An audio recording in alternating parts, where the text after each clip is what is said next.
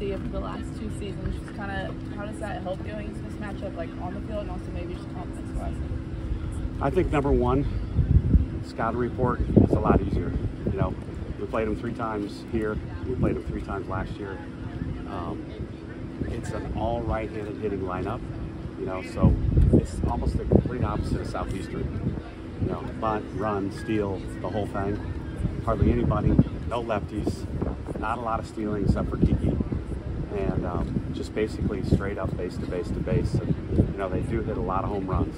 I think that's the biggest worry for me. We got to get the ball in the park, and we have to make them work on defense because their pitchers are terrific. So, you know, it's almost like this all the time about Monica Abbott, who was their best lefty probably in the history of softball. She pitched at Tennessee. The first year, we were scared out of our minds. And then after that, once you saw her, you know, you're familiar. And so she never won a game here, but their 2 are really, really good as well. You know, one throws really hard, one throws with a lot of spin and movement, so it's complete opposites too. Just keeping the ball in the yard, just all about location. Yeah, I mean, like, you know, Brisky, the second game when she threw, we lost 2-0, unearned run early, and then home run. And if you go back and look at the pitch, not a good pitch. And Lance, of course, took the blame for the call. But to me, it's never the pitch that's called. It's the pitch that's thrown. That was not good. Right. She said the same thing. By not a good pitch, you mean it was over the heart of the plate? Right. Just not where it was supposed to be. And, you know, easier said than done. And then, you know, if you're a good hitter, you take advantage of a mistake. That's what you're supposed to do. And she did. What's the confidence level in making sure that the end of the regional wasn't just the blip, that's actually kind of the start of you guys hitting like that every game? Oh, it's completely different, 100%. You know, I talked about too many socks in the top drawer. Most of the top drawers are empty, which is a great thing. You know, free and easy. That's the way the last 2 days of practice have been. You know, one day I pitched from like 35 feet to make it faster than today. Moved back and tried to move it a little bit more to mimic the 2 pitchers. But I think everybody's just feeling good. And, you know, we have no pressure on us. We're 14, they're 3. And they're at home. So I like being the underdog. I'm certainly going to have Nate Oates call me tomorrow night when we have our team meeting too. You talked about with like Monica Abbott, once you see her, you're familiar. Do you feel like the Tennessee series is the first season you saw better at bats against their pitchers just the weekend as that series went on?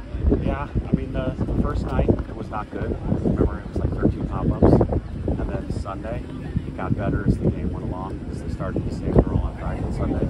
They had to bring in pickups at the end of it, but we've got to have good at-bats at the start.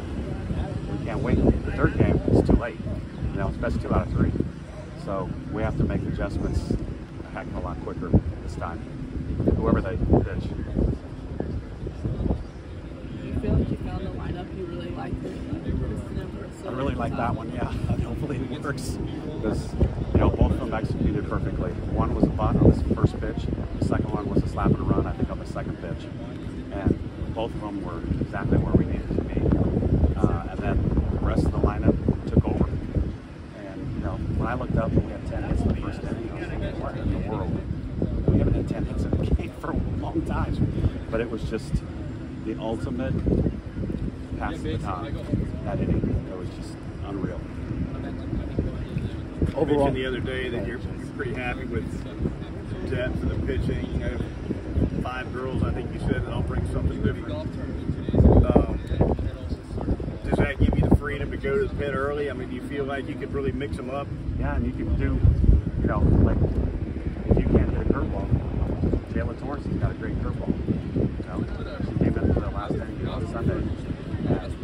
Did the scouting report, and she's right. They have nothing but righties. So if it's biting, shoot for an inning. You know, you can re-enter in softball. So the starter can come back once. And, you know, you can literally see that happen. When you went back and reviewed the regional, what was it about maybe the way that your players approached their at-bats or hit that lended so much success, and how do you continue that momentum? I think number one was the team defense. We had one error, and it's uncharacteristic of Miss Bieber. you know, ball right back at her. She's been the best fielding pitcher we've had in a long, long time. That was it. So 3 games, a lot of balls in play, just really, really good defense. And I think that's what carries us, the starting pitcher and the defense. And then eventually, as you saw, the offense came around. But the last inning on Saturday, I think we scored 4 or 5. And then Sunday, you know, we opened it up a lot. But the defense and the pitching has to be consistent, and they were. I feel like Jocelyn last week was able to get a good experience with the first pitching this season. Unreal. And, you know, her 7 innings or 7.5 against LSU at the SEC tournament. You know, she's the home, or we're the visiting team. They get 7 opportunities to walk us off, and I think they finally did it in the 8th inning that she pitched. But that alone, I mean, we're talking about pressure, and it's not a big park. It's a smaller park. So she showed that she's a favorite. She did that again this week.